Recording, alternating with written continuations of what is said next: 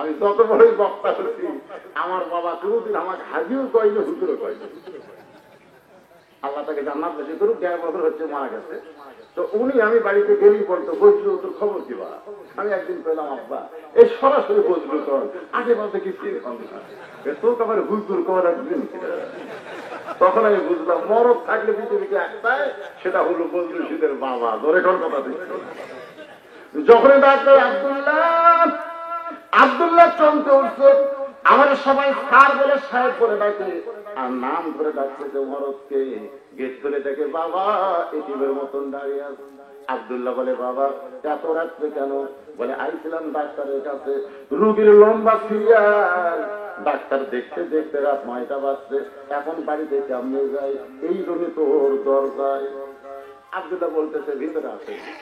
বাপ বলতেছে ওটা যাবে তো? আব্দুল্লাহ ভাই বাবা কি বলে, কারণ বাবা জানে আমার ছেলে ভালো, আমার ছেলে ভালো, কিন্তু ছেলে যাক না সংসার করে সে খুব একটা ভালো না। যদি ভালো হতো তাহলে বুড়া বাপ মাকে গ্রামে রেখে বউ নিয়ে বাসায় থাকা লাগতো না। জোরে কথা ঠিক না? বাপ কিন্তু বলতেছে কে বাবা ঢোকা পাবে। আব্দুল্লাহ ভাই বাবা আপনি যে কি কম, আসেন আসেন। বাবার হাত করে নিয়ে যা রেস্টরুমে বসায়, বলতেছে বাবা একটু ধৈর্য ধরে। এই কথা বলে আব্দুল্লাহ বইয়ের কাছে এসে দেখে বউ কম্বল গায়ে দিয়ে শুয়ে পড়ছে। আব্দুল্লাহ তাই ফেলে দিবি, বাবা এসে বলে আমি সব শুনছি। তোমার বাবা আব্দুল্লাহ আব্দুল্লাহ করে ডাকলে আমি শুনি। তোমার বাবার জন্য তুমি গেট খুলে দিলে, রেস্টরুমে বসাই না, সব আমি শুনেছি। বলে তাহলে শুয়ে থাকলি কেন? বলে সকাল থেকে আমার মাজা আজকে বেদনা করতেছে, সকাল থেকে মাজা বেদনা, দাঁড়াতে খালি শিরশির করতেছে, আমি আর উঠতে পারবো না। বলে আমার বুড়া বাবা এসে তারিখে একটু খাবার দিবি না? বউ বলতেছে খাবার আছে তুমি দাও। বাবা ডাক্তার আব্দুল্লাহ রে তুই মনে করিস না আমি না খেয়ে আছি, আমার অসুস্থ বউরে তুই কষ্ট দিস না, বরং আমাকে থাকার জায়গা থাকা, আমি কি খাওয়ার জন্য একটু করে ভাবলা রাত 9টায় গোকুলে যাবার পারবো না, এই জন্য তোর বাসায় থাকার জায়গা দে। আব্দুল্লাহ থাকার ঘরে বলতেছে বাবা তাহলে এই ঘরে ঘুমান। 9টার সময় বাবা না খাইয়া ঘুমাইছে, যখন রাত 11টা বাজছে এমন সময় আব্দুল্লাহর শালা, আব্দুল্লাহর আমার শালা আছে, রাত 11টার সময় গেটে ডাকতেছে শেফালি আপা, শেফালি আপা। আব্দুল্লাহর বইয়ের নাম হলো শেফালি, আব্দুল্লাহর বইয়ের নাম কি? শেফালি আপা করে ডাক দেয়। বিড়াল যেমন ইন্দুর ধরার জন্য লাভ মারে, শেফালি চাদর ফেলে দিয়ে কম্বল ফেলে দিয়ে স্বামীর উপর দিয়ে লাভ মারছে। আব্দুল্লাহ তাই শব্দ হলো কিসে, তাকায় দেখে বউ নেই। গেটে খুলে বলতেছে ভাই রে এত রাত্রে কি করতে গাইবি? ভাই বলতেছে ক্রাম বোর্ড খেলতে খেলতে রাত হয়ে যায়। বাসার মধ্যে নিয়ে বলতেছে কি খাবি বল? বলতে চাপা এত রাত্রে কি খাবো? বোন বলতে তুই আমার ভাই, তুই না খাইলে ঘুমাইলে আমার কলিজার শান্তি পাবে না, বল তুই কি খাবি? বস ডাইনিং টেবিলের চেয়ারে বসে দিয়া মাছ গরম, গোস্ত গরম, ভাত গরম, সবগুলো গরম করে ভাইয়ের সামনে দিয়ে বলতে খা ভাই, তুই না খাইলে আমার পরিবার শান্তি নাই। আব্দুল্লাহ ঘরের ভিতর থেকে চিন্তা করে 9টার সময় আমার বাবা এসে, তখন তোমার মা বাবা আপনার শিরশির করে, আর এখন বলতে তো খা ভাই, খবর কি? বাইরে এসে দেখে 5 তরকারি গরম ভাত, ভাইয়ের মাথায় বোনের হাত। কয় তরকারি? 5 তরকারি গরম ভাত, আর মাথায় হাত দেয় বলতে খা ভাই, কলিজার টুকরা খা ভাই। আব্দুল্লাহ আস্তে আস্তে বাবা সেই ঘরে ঘুমাই, ওই ঘরের জানলার কাছে গিয়ে দেখে 0 বাল্বের আলোতে বাবার শুকনা মুখটা দেখতে পায়। বাবা শুকনা মুখ দেখার সঙ্গে সঙ্গে আল্লাহর কোরআন সামনে এসে বলতেছে ওয়াকাযা রাব্বুকা আল্লাহ তা'বুদু ইল্লা ইয়াহু ওয়া বিল ওয়ালিদাইনি ইহসানান। আব্দুল্লাহ রে আল্লাহর কোরআন তোর জন্য কি হুকুম করেছে রে আব্দুল্লাহ? তুই যদি মুসলমান হস, মুসলমানের জন্য আল্লাহর হুকুম হলো আল্লাহর ইবাদতের মধ্যে কাউকে শামিল করা যাবে না, কেবলমাত্র আল্লাহর ইবাদত করা লাগবে। আর আল্লাহর পরই হলো তোর বাপ মা, এই বাপ মার প্রতি দয়া কর, ইহসান কর, বস্তি কর, এই অর্ডার কার? আরো জোরে কর। আব্দুল্লাহ বাবার মুখের দিকে তাকায় চোখের পানি ফেলে সামনে আর মনে মনে কর, যেই বাবা কষ্ট করে আমার লেখাপড়া করাইলো, যেই বাবা না খাইয়া সেই বাবা না খায় ঘুম পাড়তেছে, তোর মা বাপ না পিঠ শিরশির করে, আর ভাইয়ের সামনে 5 তরকারি গরম ভাত। বিবেক জাগ্রত হয়েছে। মরা বিবেককে জাগ্রত করতে পারে একমাত্র আল্লাহর কোরআন। সুবহানাল্লাহ। আজকে আমাদের বিবেক মরে যাওয়ার কারণ হলো এই কোরআন থেকে আমরা দূরে সরে গেছি ভাই যান। আজকে কোরআনের হক কথা আর বলতে দেওয়া হচ্ছে না। আমি কিন্তু অনেক কথা মুখে আসছি যে চাপে চেপে যাচ্ছি, সব কথা বলা হচ্ছে। তারপরে যতদূর বলে ওই বগুড়া পর্যন্ত আমার পাখু পর্যন্ত বলা হয়েছে। আমার তো তা পাইল আজকের দিনে দোয়া করে সেরে ফলে জোরে কোন কথা দেখছি ভাইজান আসেন একটু মনোযোগটা শুনবেন। আব্দুল্লাহ চোখে মুখে পানি, একেবারে চোখের পানি মুখে ফেলাইছে। আল্লাহর কোরআন বলতেছে, আব্দুল্লাহ রে তোর বাবা তোরে না খায় লেখাপড়া করাইলো, মাটির বিছনার থেকে বাবা তোরে খাট বানাইলো, সেই বাবা না খেলে ঘুম পাড়তেছে, তোর বইয়ের মাথায় ব্যাগ মারতে শিরশির করে, তাহলে শালার সামনে 5 তরকারি গরম ভাত, তোর কি করার কিছুই নাই। লিয়াবলুয়াকুম আইয়ুকুম আহসানু আমালান ওয়া হুয়াল আজিজুল গফুর। তোর করার কিছুই নাই, তুই আজকে ভালো আমল কর, তোর জীবনে একটা শ্রেষ্ঠ আমল কর। আব্দুল্লাহ শ্রেষ্ঠ আমল করার জন্য গোটা বাসা খুঁজে দেখে আমল কি ঘরের কোন খালি তাহাজ্জুদ নামাজ পড়া শ্রেষ্ঠ আমল। বাসা খুঁজে দেখে 1.5 হাতে একটা লাঠি আছে। দেখেন আজকের শ্রেষ্ঠ আমল হলো 1.5 হাতে লাঠি। আব্দুল্লাহ লাঠি নিয়ে চিন্তা করতেছে আমল তো শ্রেষ্ঠ করব, কিন্তু সরকারের আইন হলো নারী নির্যাতনের আইন আছে, পুরুষ নির্যাতনের কোন আইন নাই। ধরে কোন কথা, পুরুষ নির্যাতনের কোন আইন নাই। আজকে পুরুষ নির্যাতন হচ্ছে না, হচ্ছে না বলে কেন হচ্ছে না? বাজার থেকে পেঁয়াজ কিনবার যায়, আগে কিনতে সপ্তাহে 2 কেজি, এখন কিনতেছে 1 পোয়া। বইয়ের তো অভ্যাস হয়ে গেছে, পেঁয়াজ ধরলে কত বড় নির্যাতন চিন্তা করছে। আমার এলাকার এক জামাই প্রত্যেকবার শাশুড়ি বাড়িতে মিষ্টি আনে, এবার আর মিষ্টি আনে নাই, 2 কেজি পেঁয়াজ মিষ্টির প্যাকেট হচ্ছে, এখানে প্যাকেট করে নিয়ে গেছে। শাশুড়ি মিষ্টির প্যাকেট খুলে পেঁয়াজ থেকে আলহামদুলিল্লাহ আলহামদুলিল্লাহ। জামাই তার আম্মা এতদিন মিষ্টি আনলাম, পুরোদিন আলহামদুলিল্লাহ কইলেন না, আজকে আলহামদুলিল্লাহ ডবল খন। ব্যাপার কি বলে মিষ্টির চাইতে পেঁয়াজই ভালো। কি নির্যাতন মরদ মানুষের উপর শুরু হয়ে গেল।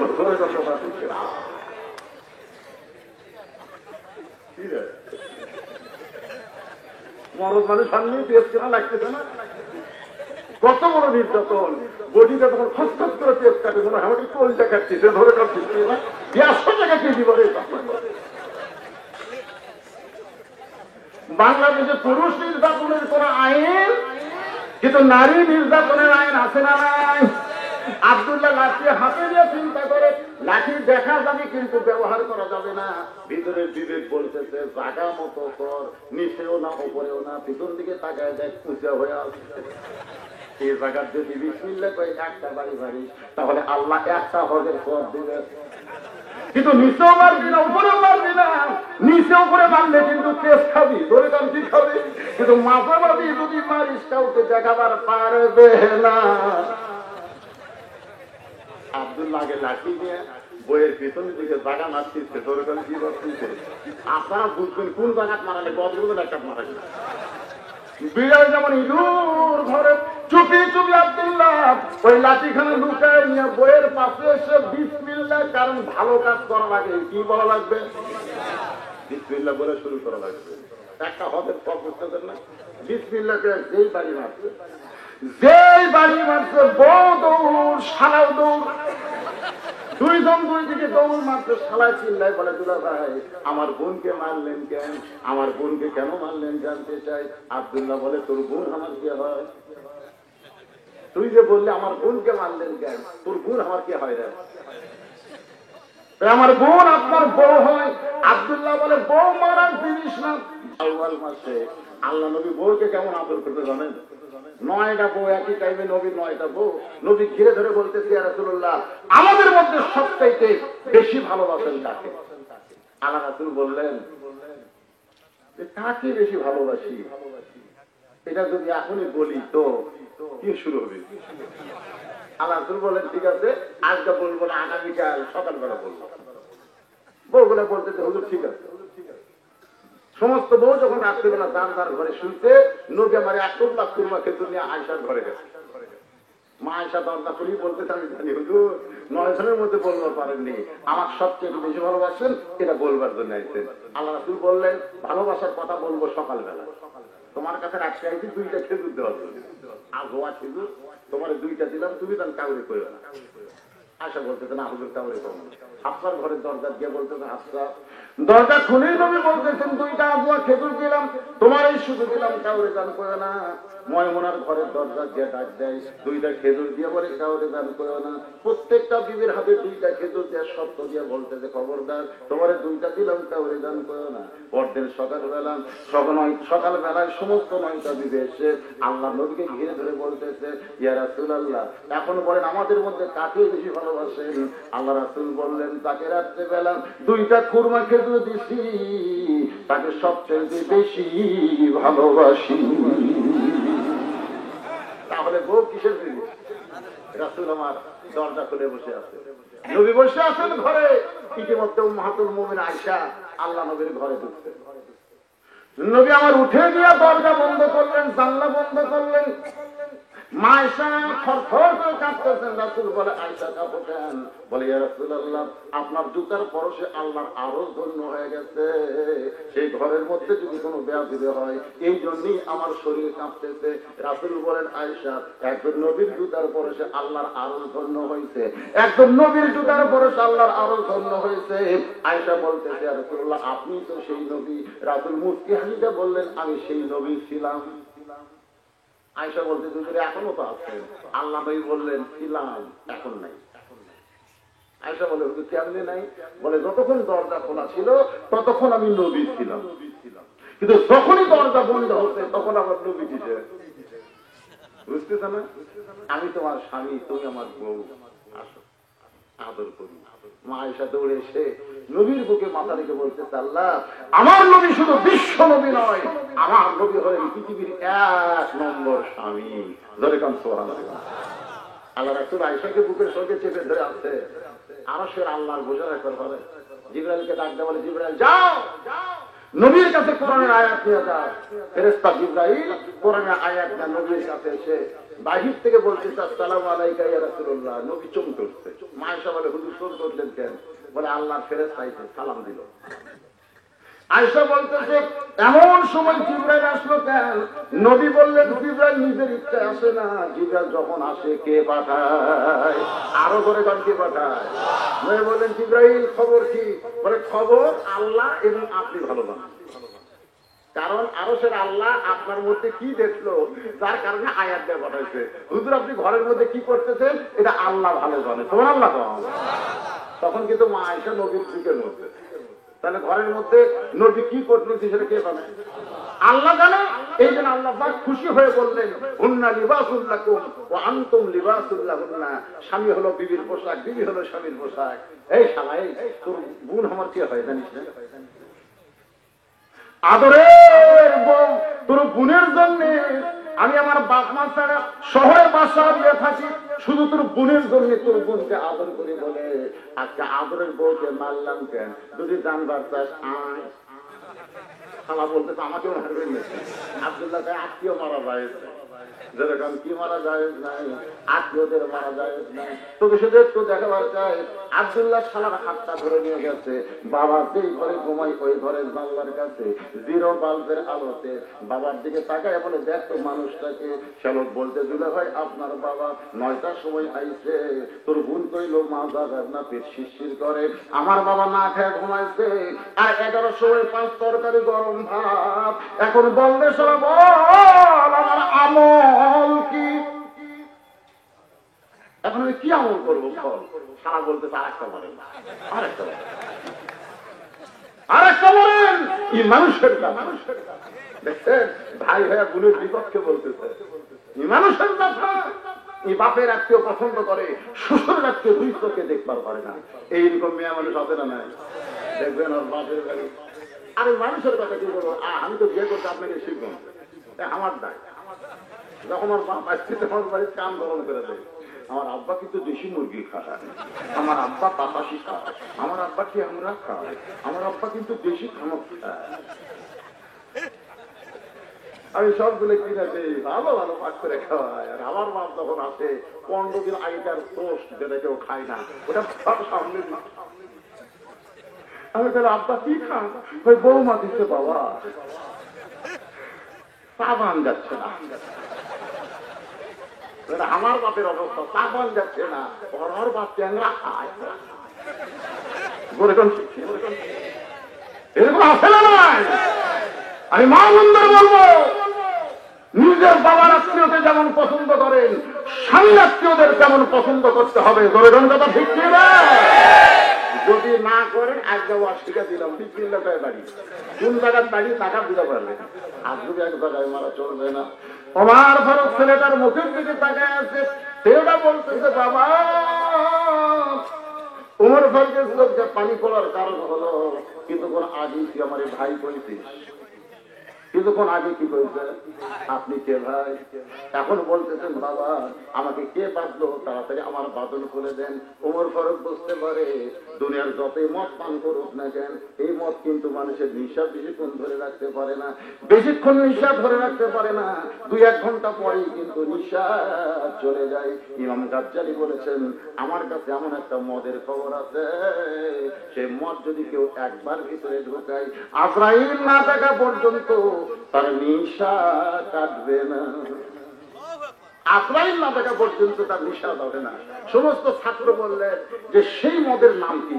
যেই মদ মানুষ একবার ভিতরে ঢুকেলে আজরাইল না দেখা পর্যন্ত নিঃশ্বাস হয় না, সেই মদের নাম কি? ইমাম গাজ্জালি বললেন সেই মদের নাম হলো দুনিয়ার মহব্বত। দুনিয়ার মহব্বতের মদ কেউ যদি একবার ভিতরে ঢুকে ওই মরা ছাড়া আর নিঃশ্বাস যাবি না। ধরে কোন কথা দেখছি ওই লাঠি ঘর দিয়ে দেবি, লাঠি কাকালোর থেকে দেবি। ওই যে দেখতেছেন না ওই বাগান আমার, ওই বাগানের সাইডে পুকুর, ওটাও আমার। ওই পুকুরের সামনে জমি দেখতেছেন সব আমার। এই সাইডে যেগুলো দেখতেছেন কেউ পাঠ করতে পারবে না, তো সবই ধরে আপনার হয়। আল্লাহ এই যেখানে আমার আমার করে দেখাচ্ছে ব্যাপার কি, এগুলো কি ওর না তোমার? আল্লাহ বলতেছে ওই মাতাল হবে রে, দুনিয়ার মদ খায় মাতাল হবে। তো সবাই যদি তোমার হয় আল্লাহ, তোমরা আল্লাহ দেখতে গেলে 2 মিনিট হাঁটা লাগবে। ওদের গোরানা হুজুরের মাজারের কাছে কেবল কলম তুলতেছে, আল্লাহটা দেখতে 2 মিনিট হাঁটা লাগবে না, তো নিয়ে গেছে মাজারের কাছে।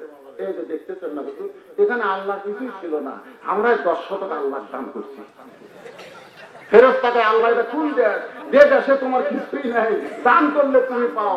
আল্লাহ বলতেছে ওই দেশের নাম হলো বাংলাদেশে, ওই দেশে আমার চাইতে গরিব কেউ নেই। বর্তমানে বাংলাদেশে আল্লাহ সব চাইতে গরিব। ওরে কোন কথা দেখি। আরে এখন যদি আপনাকে বলি যে আপনারা তো ঘর টর ভালোই করছেন, বাড়ি থাকবার পারবেন না, যে কোনো সময় মৃত্যু হবে। ধরে কোন কথা ঠিক কিনা? আর আপনার টাকা দিয়ে আল্লাহর ঘর করে দিলে কিয়ামত ইসলামের সিঙ্গেল ফুটকারেও মসজিদ ধ্বংস হবে না। ওই মসজিদেও ছিল আল্লাহ আপনার জান্নাত দিয়ে দিবে। আল্লাহর ঘর মসজিদের জন্য একটু দেন তো ভাই, তখন তবে না যেমন না আল্লাহ দেবো না। আমাকে বলেছে ওয়াজের মিডল পয়েন্টে আপনি আমাদের মসজিদের জন্য একটু বলবেন। আমি আপনাদের বললাম আপনাকে আল্লাহ, আপনারা কি আল্লাহ দেবেন? তারা কারা দিবেন? আল্লাহ কিন্তু হাত দেবেন। দেখে হাত তুলতেছেন আল্লাহ লুনা হয়ে যান মরে রে, হাত তোলেন। এরা তোলে না কেন? 2 হাত তুলতে। হ্যাঁ হাত তুলছেন মাশাআল্লাহ, ফেরেশতারা সব ছবি করে দিচ্ছে। হাত নামা, হাত নামা। এই যে হাত তুললেন, আপনাদের কাছে এখন ব্যাগ যাচ্ছে, রুমাল যাচ্ছে, কি ভাই মাহফিল হবে আপনার। ওমর ফারুক ডাক দিলেন জান্নাত, সঙ্গে সঙ্গে জান্নাত এসে হাজির। আমিরুল মুমিনিন আমাকে ডাকলেন কেন? ওমর ফারুক বললেন যাকে আমি বেঁধে রেখেছি সে আমার আদরের সন্তান। অপরাধ করেছে বলে সন্তান থেকে তাকে খারিজ করা যাবে না। ওমর ফারুক বললেন আমার আদরের সন্তান আবু শামা মদ পান করেছে, আমার আদরের সন্তান আবু শামা মদ পান করেছে। জল্লাদ রে, আল্লাহর কোরআনের আইন হলো তাকে 80টা ব্যাগ মারতে হবে। আল্লাহর কোরআনের আইন কয় ব্যাগ? এ কথা কেন কয় ব্যাগ? মাদক মুক্ত সমাজ যদি গঠন করবার চায়, তাহলে অপরাধীকে ধরার পরে জেল দিয়া 2-1 মাস দিয়া টাকার বিনিময়ে ছাড়িয়ে দেওয়া, আপনি কোনোদিন মাদক মুক্ত সমাজ গঠন করতে পারবেন না। ওমর ফারুক বললেন, আল্লাহর আইন হলো আমার ছেলেকে 80টা বেত্রাঘাত করতে হবে। জল্লাদ, তোমার চাবুক দিলাম, তুমি এখন বেত্রাঘাত শুরু করো। জল্লাদ চাবুক নিয়ে ওমর ফারুক চেয়ারে বসলেন, আর ছেলেটাকে চাবুকের আঘাত করা শুরু করলেন। 1, 2, 3, সেই মাত্র 3টা চাবুক মারছে, সঙ্গে সঙ্গে হয়তো ওমর জল্লাদের হাত থেকে চাবুক কাইরা নিলেন।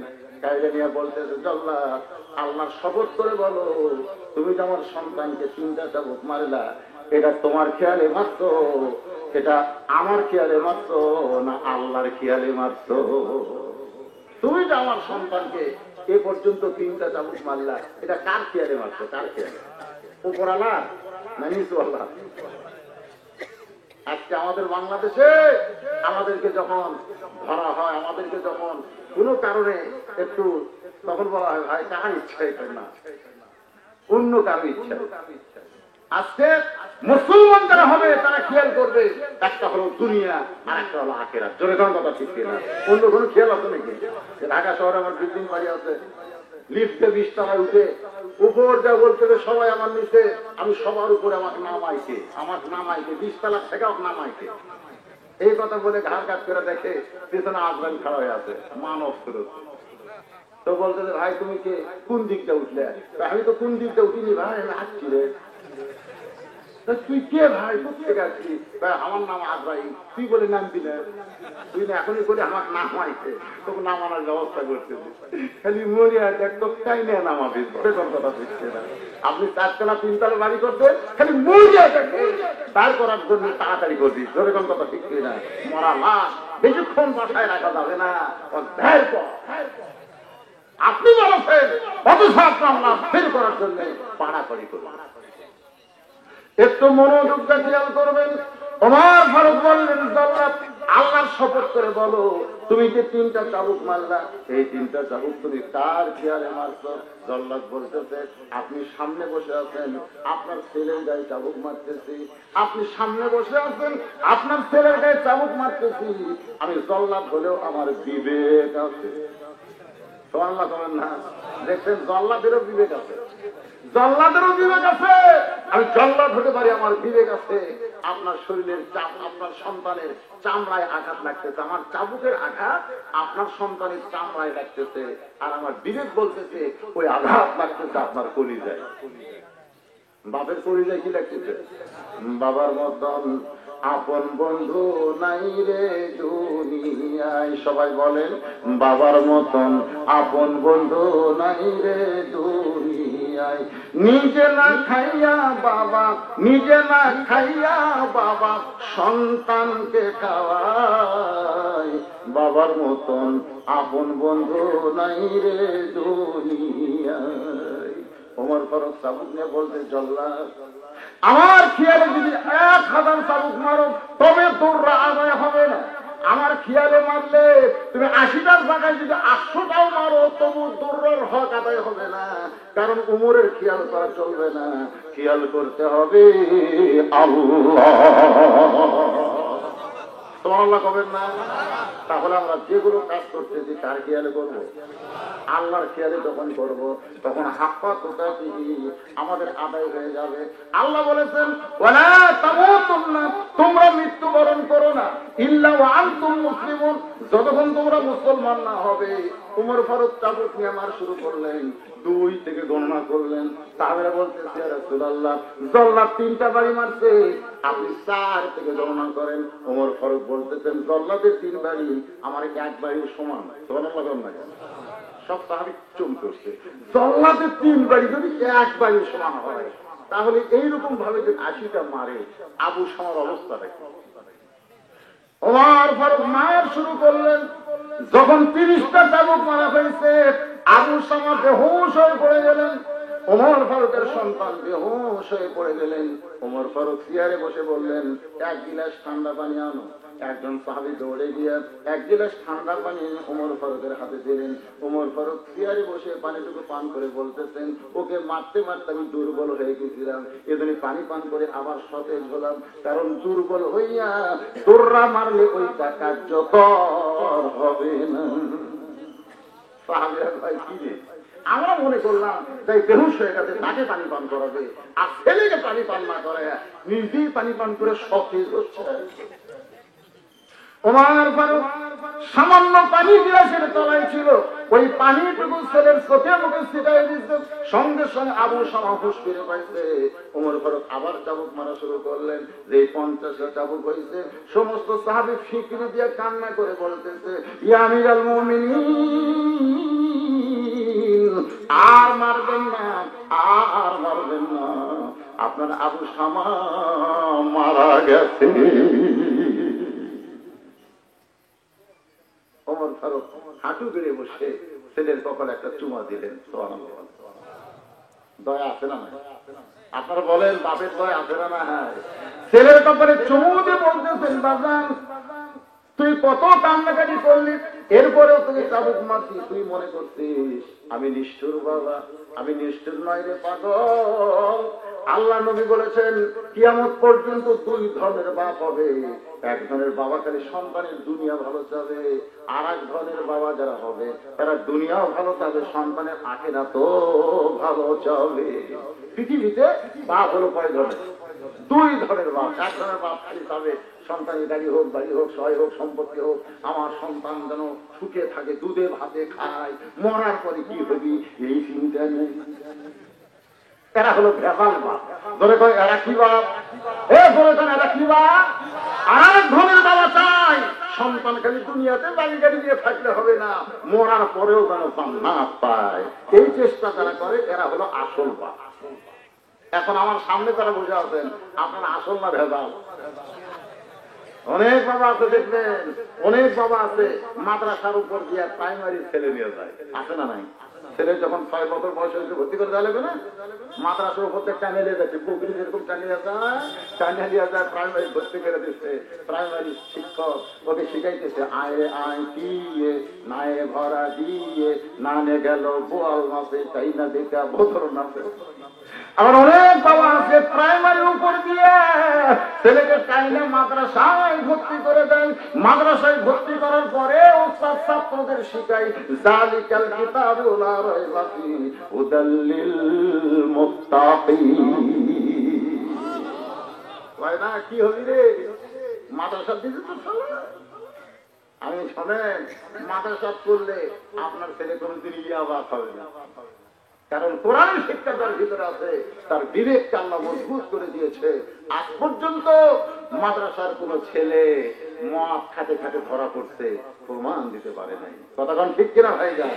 বাবা হলে আসল বাবা হন। হয়তো বলবেন, হুজুর মাদ্রাসা করলে আমার ছেলে কি হবে? কি হবে? আমার 2 ভাই 2 কলেজের প্রফেসর, এক ভাই প্রাইমারি হেডমাস্টার। ওরা 3 জন সারা বছরে যা কামাই করে, আমার 1 মাসে তার চাইতে বেশি হয়।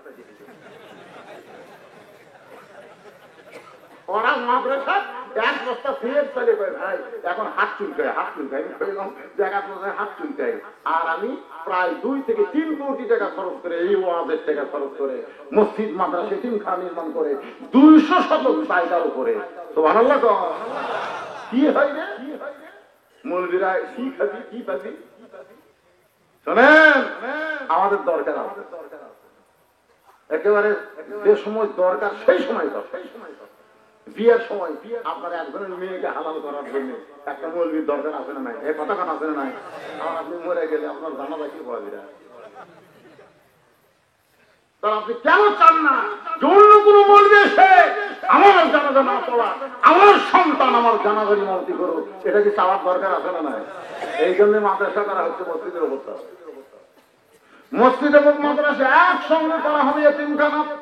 আল্লাহর বান্দারা একটু খেয়াল করেন, ওমর ফারুক সমস্ত সাহাবীর দিকে লক্ষ্য করে বললেন, তোমরা আমার আবু শামার জন্য কবর খনন করো, তোমরা আবু শামার জন্য কি করো? কবর খনন করো। আমি আমার সন্তানকে গোসল করাই দিব। ওমর ফারুক বললেন, আমি আমার সন্তানকে কাপড়ের কাপড় পরাই দিব, আমি আমার সন্তানকে জানাজার নামাজ পড়াবো, আমি আমার সন্তানকে নিজের হাতে কবরে নামাবো। ওমর ফারুক 4 কাজ, ধরে কম কয় কাজ? ওমর ফারুক নিজেই করবেন সন্তানের 4 কাজ। 1 নম্বর কাজ হলো সে নিজে গোসল করাই দেবে, সে নিজে গোসল করাই দিবে। 2 নম্বর কাজ হলো সে নিজে কাপড়ের কাপড় পরাবে। 3 নম্বর কাজ হলো নিজেই ইমামতি করবে, সুবহানাল্লাহ। আর 4 নম্বর কাজ হলো নিজের সন্তানকে নিজেই কবরের মধ্যে নামায় দেবে। কবর খনন হয়ে গেছে, কবর খনন হয়ে গেছে। ওমর ফারুক তার সন্তানকে গোসল করালেন। কত জায়গায় কাইটা গেছে, ফাইটা গেছে। 80টা দোকার মধ্যে 50টা গতি বিদায় নিয়েছে। ওমর ফারুক নিজের সন্তানকে কাপড়ের কাপড় পরাইলেন, নিজের সন্তানের জানাজার ইমামতি করে এক দৌড়ে কবরের মধ্যে নামলেন। যখন ওমর ফারুক কবরের মধ্যে, এমন সময় আবু শামাকে যখন দেওয়া হয়, ওমর ফারুক ছোট্ট বাচ্চাকে যেমন কোলে নেয় তেমন ভাবে সন্তানকে কোলে নিয়ে আদর করে কবরের মাটিতে শোয়া রাখছে। সমস্ত সাহাবী তাকে দেখে ওমর ফারুক তার সন্তানের মুখের বাঁধন খুলে কপালের থুতুতে চুমু দিয়ে বললেন, বাজান মন খারাপ করিস না, তুই যদি মাতাল হইয়া মদ খাইয়া তোকে যে কিছু না বলতাম বাবা, দুনিয়ার কয়দিন তুই ভালো থাকতি, কিন্তু আল্লাহর আইন কার্যকর করার কারণে আমার বিশ্বাস তোর অপরাধ আল্লাহ মাফ করে তোরে জান্নাত দিয়া দিবে।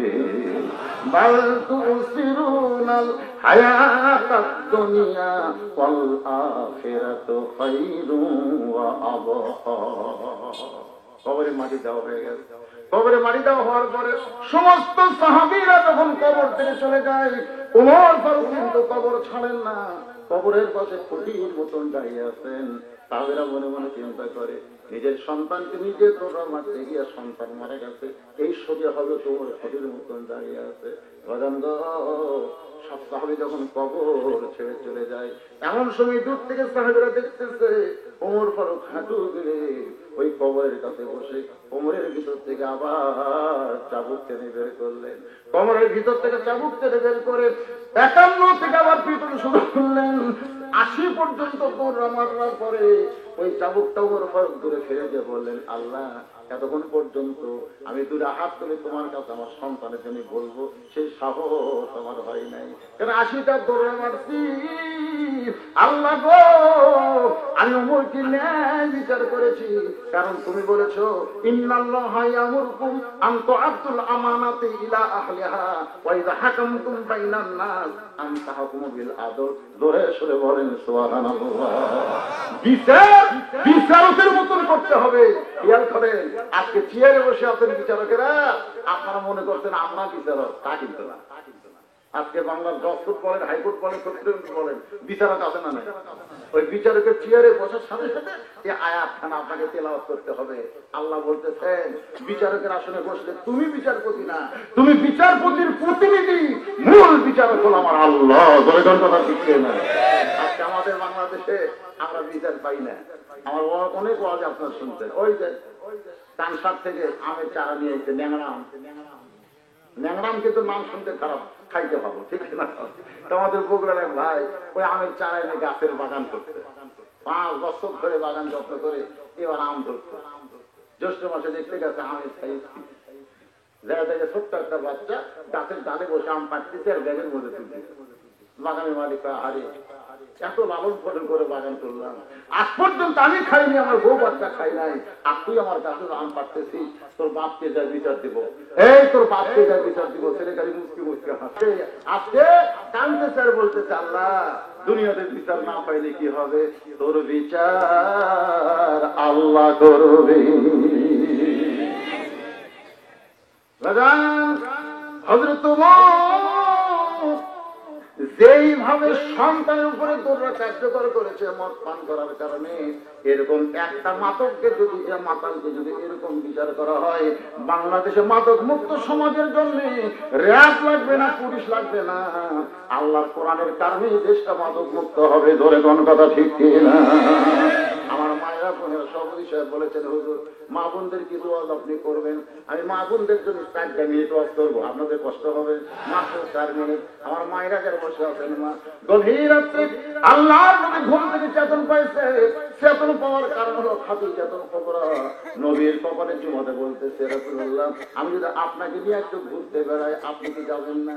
রাসূল বলে, খাদিজা আমার কোনো আপত্তি নাই। খাদিজা নবীর হাতটা ধরে নিয়ে যাচ্ছে। আল্লাহ নবী বললেন, বাড়ির মধ্যে কেন, চলো বাইরে যাই। খাদিজা বললেন, হুজুর এত গভীর রাত্রে বাইরে যাওয়ার দরকার নাই, বরং চলেন যেই ঘরে ফাতেমা ঘুম পাড়তেছে ওই ঘরের দরজায় গিয়ে খাদিজা বলতেছে, ইয়া রাসূলুল্লাহ এই ঘরের মধ্যে যে মেয়েটা ঘুম পাড়ে মেহেরবানি করে বলতে হবে মেয়েটাকে। নবী আমার মুস্কে খাদিজা বলে, খাদিজা আপনি কি পাগল হয়ে গেলেন? আপনি কি জানেন না এই ঘরের মধ্যে যে মেয়েটা ঘুম পাড়তেছে আমি হলাম বাবা আর আপনি হলেন মা।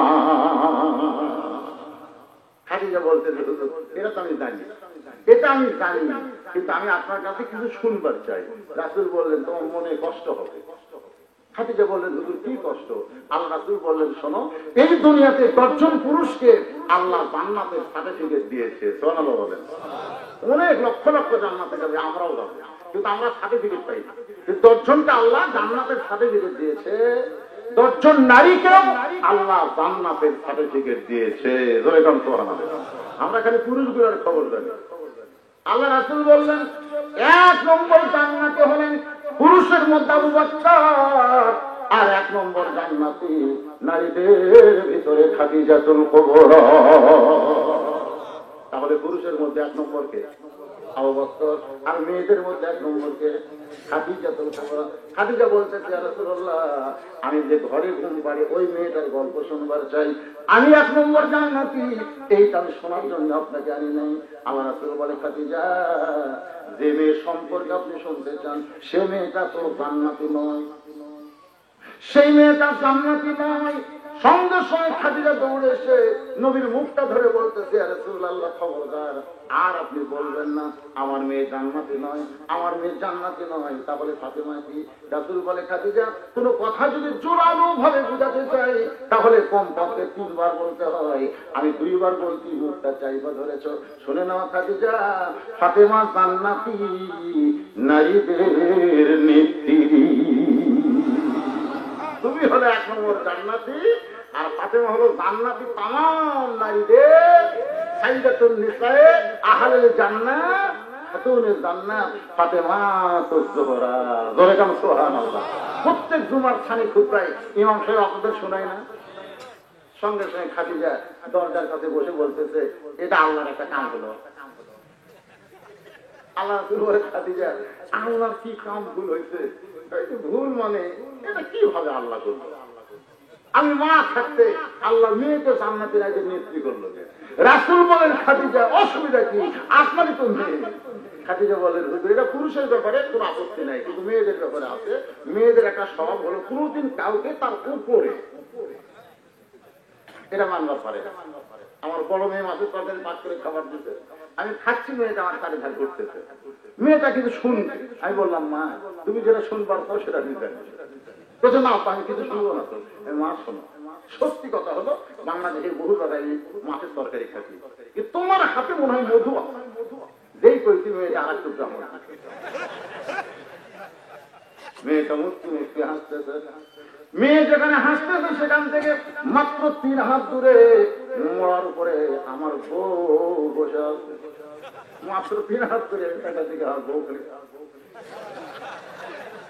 মুখ গোমরা করে বসে আছে। আমি বললাম, খেগো তোমার মন ভার কেন? তুমি মন ভাব তো নাই, এখন থেকে মেয়ের বাড়ি পার হয়ে যাও। মেয়ে পারে, আমি তাই পারি। মেয়ের প্রশংসা করলে মা সহ্য করতে পারে না, এই জাতের নাম হলো নারী জাত। জোরে বলতে, এই নারী জাতির একটা স্বভাব হলো একজন ক্ষমতা থাকলে আর একজন জেলখানা ঢুকবে। ধরে কোন কথা ঠিক না?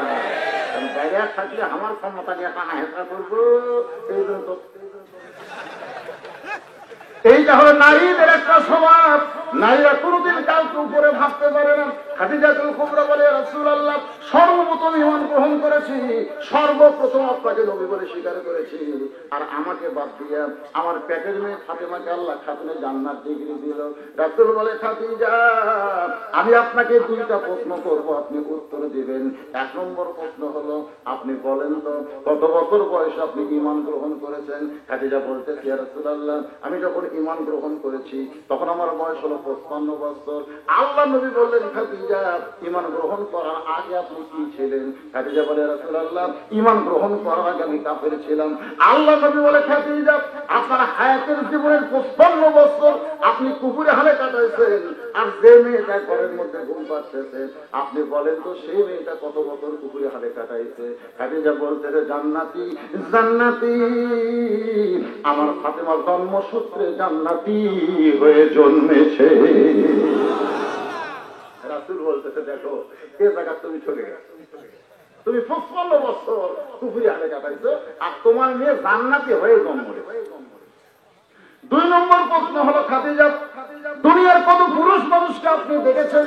দুনিয়ার কত পুরুষ মানুষ আপনাকে দেখেছে, আপনাকে হিসাব করে বলতে পারবেন? খাদিজা বলে, রাসূলুল্লাহ 40 বছর বয়সে যখন আপনি আমার স্বামী, তখন আমি মক্কার সবচাইতে ধনবতী রমণী, সবচাইতে ধনবতী রমণী হওয়ার পিছনে কারণ হলো আমার অনেকগুলো ব্যবসা ছিল। এই ব্যবসা দেখাশোনা করতে গিয়ে হাজার হাজার পুরুষের সঙ্গে আমার লেনদেন হয়েছে। আমার নাকের সাইজ কেমন এটা দুনিয়ার বহু পুরুষ বলতে পারে, আমার মুখের সাইজ কেমন এটা দুনিয়ার বহু পুরুষ বলতে পারে। খাদিজা বলতেছে, আমার গায়ের রং কেমন এটা দুনিয়ার বহু পুরুষ বলতে পারে। আল্লাহ নবী বলে, খাদিজা আপনার নাকের সাইজ, মুখের সাইজ, গায়ের রং দুনিয়ার বহু পুরুষ বলতে পারে। এখন আপনি বলেন তো ঘরের মধ্যে যে মা মেয়ে ফাতেমা ঘুম পাড়তেছে, ওই ফাতেমার নাকের সাইজ কেমন, মুখের সাইজ কেমন, গায়ের রং কেমন এটা দুনিয়ার কত পুরুষ বলতে পারে? খাদিজা বলতেছে, পর্দানিশী পর্দানিশী আমার ফাতেমা পর্দানিশী। রাসূল বলে, খাদিজা শুধু পর্দানিশী হওয়ার কারণে আল্লাহ খাদিজাকে বাদ দিয়া ফাতেমাকে খাতুনে জান্নাত ডিগ্রি দিয়েছে। আমার ভাইরা, আপনাকে হাজার ওয়াজের দরকার নেই, তাহলে একটা ওয়াজ আপনারা আমল করেন, পর্দার ভিতরে থাকেন। তাদের জন্য পর্দা করা লাগবে, সেই জিনিসগুলো আপনারা জানেন। এরপরে আপনারা আমল বেশি করার দরকার নেই। পর্দা বেশি নাই, কোনদিন স্বামীর অবাধ্য হয় না। পর্দা মানলি সে স্বামীর বাধ্য হবে। ধরে ধরে কথা ঠিক কথা কর না কেন? পর্দার মধ্যে থাকলে সেই মেয়ে কোনদিন বেনামাজি হয় না। পর্দার মধ্যে থাকলে সেই মেয়ে কোনদিন বেরোজগার হয় না। রাসূল বলেছেন, মেয়েদের আমল হলো 4টা। 1 নম্বর নামাজ, 2 নম্বর রোজা, 3 নম্বর শরীরের হেফাজত, পর্দা, আর 4 নম্বর স্বামীর কথা মতো চলা। এই 4টি আমল যদি মেয়েরা করতে পারে, 8টা জান্নাতের দরজা খোলা হবে। যে কোনো দরজা দিয়ে তারা ফাতেমার সঙ্গে জান্নাতে যাবে। আপনারা বলেন মেয়েদের কি ওয়াজ হয়নি? তাহলে এখন আসেন যেটা আমি বুঝাতে চাচ্ছিলাম, যে যথাযথ ভয় করতে গেলে এটা র্যাব দিয়ে, পুলিশ দিয়ে, কোবরা দিয়ে, সরকারের আইন দিয়ে সম্ভব না। যথাযথ ভয় করতে গেলে, সবসময় আল্লাহর ভয় রাখতে গেলে এই কোরআনের সমাজ লাগবে। জোরে দরজা শিখতে। এরপর আয়াতের শেষ অংশ হলো, লা তামুতুন্না, তোমরা মৃত্যুবরণ করো না, ইল্লা ওয়া আনতুম মুসলিমুন, যতক্ষণ তোমরা মুসলমান না হও। এখন আমার সামনে আসল কথা হলো, আমরা যারা এখানে বসে আছি, দাঁড়িয়ে আছি হাজার হাজার মানুষ, আপনারা বলেন তো আমরা কখন মরবো এটাকে আমরা জানি? এর কতক্ষণ জানি? তাহলে এখন হয়তো বলবেন, হুজুর কোরআনের সমাজ কবে কায়েম হবে, কোরআনের আইন কবে চলবে, সেই দিন আমরা হাত পা তোকাতেই অর্জন করে মুসলমান হয়ে মরবো, তার আগে যদি মরি তাহলে কি আমরা বেঈমান হয়ে মরবো? এরকম প্রশ্ন আসতে পারে কি পারে না? আসতে পারে। সেজন্য রাসূল বলেছে, মান ক্বালা আল্লাহু তাআলা আশ-শাহাদাতা বিসিদকিন বাল্লাগাহু আল্লাহু মানাজিলা শুহাদা ওয়া ইন মাতা আলা ফিরাশিহি, রাওয়াহুল বুখারী কিতাবুল মাগাজি। মাগাজি শরীফে আল্লাহ রাসূল এর হাদিস খানা এসেছে। হাদিসটা হলো এই, কেউ যদি মান ক্বালা আল্লাহু তাআলা, আল্লাহর কাছে চায় আশ-শাহাদাতা, শাহাদাতের তামান নিয়ে কেউ যদি ইসলামে আন্দোলন করে, আল্লাহর বাংলাদেশে কোরআনের সমাজ আসুক, এই নিয়তে যারা আল্লাহর কোরআনের দল করবে, ওয়া ইন মাতা আলা ফিরাশিহি, যদি এই দল করতে গিয়ে নিজের বিছানায় মরে, বাল্লাগাহুল্লাহু মানাজিলা শুহাদা, আল্লাহ হাসরের ময়দানে তাকে শহীদদের কাতারে দাঁড় করায়া দিবে। তাহলে আমাদের জীবনে কলেমার পতাকা দেখবার পেলাম না, ঠিক আছে, কোরআনের সমাজ দেখতে পেলাম না, ঠিক আছে, কিন্তু যেই কোরআনের ওয়াজ শুনতেছি এই কোরআনের দল করার দরকার আছে না নাই? ওয়াজ আবুদেও শুনতে, আপনারা মনে করেন যে কোরআন আবুদের শুনেনি, খাড়া হয়ে শুনতে, খাড়া হয়ে শুনতে। কোরআন পড়া তখন বিশ্বাস করে আবু জেহেল কয় কি সুন্দর কোরআনের বাণী, মনে হয় সারা রাত দাঁড়িয়ে শুনি। এক এক বক্তার ওয়াজ এক এক মধু লাগবে, কিন্তু কোরআন একটাই, দরকার ঠিক কিনা হয়ে যায়। এখানে আওয়ামী লীগ, বিএনপি, জাতীয় পার্টি, জামাত ইসলাম, তাবলিগ, পীর মুরিদি, আমরা এক একজন দল করতে পারি, দরকার পারি কি পারি না, কিন্তু এই যে আমাদের হাতে আঙ্গুল দেখেন, আঙ্গুল দেখতে 5 আঙ্গুল কি সমান? কতক্ষণ সমান? এক এক আঙ্গুল এক এক কাজে ব্যবহার হয়। আমার যদি এখন কান খুল যায়, আপনি বলেন তো এটা ঢুকাবো না এটা ঢুকাবো, কতক্ষণ না কেন? 5টা কেউ যদি আমাকে বলে ভাই আমি অমুক জায়গায় যাবো, তখন কোন লোককে দেখাবো, এটাকে দেখাবো না এটাকে দেখাবো? তাহলে এক এক আঙ্গুল এক এক কাজ ব্যবহার হয়। মনে করেন আমার কেনি লোক আওয়ামী লীগ, মনে করেন আমার এটা হলো বিএনপি, মনে করেন বুঝানোর জন্য বলতে ভাই যান। আবার যখন আমরা কোন জায়গায় প্রতিযোগিতা, তখন 2 লোক দেখায় কিনা, এরকম দেখেন 2 মানে কি বিজয় প্রতি দেখায়, তাহলে এটা জমাত ইসলাম। এভাবে আমার 5টা আঙ্গুল 5টা দল করে, এত খারাপ বুঝবেন এক একটা একটা দল করে। কিন্তু যখন ভাত খাওয়ার যায় তখন কিন্তু 5 আঙ্গুল 5 দল করে না, তারপর মুখের মধ্যে ঢুকে করে করতে পারছি। আমরা বলতেছি আমরা বাংলাদেশের ভিন্ন মতে আওয়ামী লীগ কেউ বিএনপি কেউ জাতীয়বাদী কেউ জামাত করতে পারি, কিন্তু আল্লাহর কোরআনের বিরুদ্ধে, ইসলামের বিরুদ্ধে, নবীর বিরুদ্ধে কোন নাস্তিক যদি কটূক্তি করে তখন আর ভিন্ন ভিন্ন দল থাকবো না, সব আঙ্গুলে একভাবে ধরতে হবে বলে কথা বলতে। তাহলে দেখবেন